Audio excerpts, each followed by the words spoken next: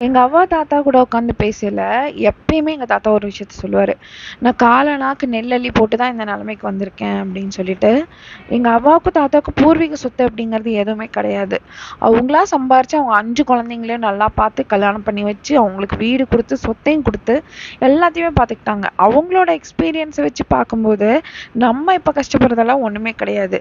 எதுக்காக இந்த விஷயத்த நான் சொல்றேன்னா, ரீசென்ட்டா ஒரு டாபிக் கோபிநாத் அண்ணா ஷோல நான் பார்த்தேன். ஃப்ரெஞ்சைஸ் அப்படின்னு சொல்லிட்டு, அதுதான் என் தம்பியும் சொல்லிக்கிட்டு இருந்தான். நம்ம ஃப்ரெஞ்சைஸ் வந்து பண்ணலாம். அவங்களே எல்லா செட்டப்பும் பண்ணி குடுத்துருவாங்க. நமக்கு ஈஸியா ஏர்ன் பண்ணலாம் அப்படின்னு. எனக்கு சிரிப்பு தான் வந்துச்சு. நான் ஒரு சின்ன ஸ்டால் வைக்கிறதுக்கே இவ்ளோ கஷ்டப்படுறேனே, அதுக்கு ஒரு எக்ஸ்பீரியன்ஸ் பேஸ் இருந்தா மட்டும் தான், நம்ம அத வந்து நல்லா பண்ண முடியும்.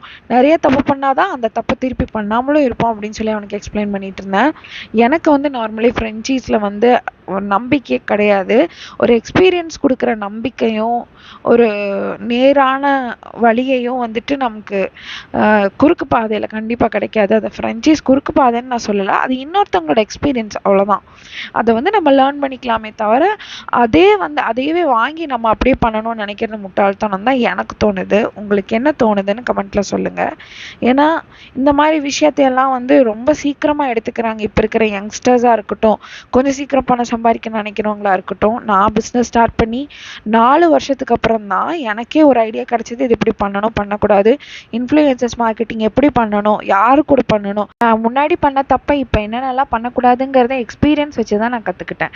அதை இன்னொருத்தரோட எக்ஸ்பீரியன்ஸ்ல நம்ம எப்படி கத்துக்க முடியும்? அதனால அந்த மாதிரி ஐடியாலாம் என்னை பொறுத்த வரைக்கும் ரொம்ப ரொம்ப ரொம்ப ராங்கான டிசிஷன் தான்.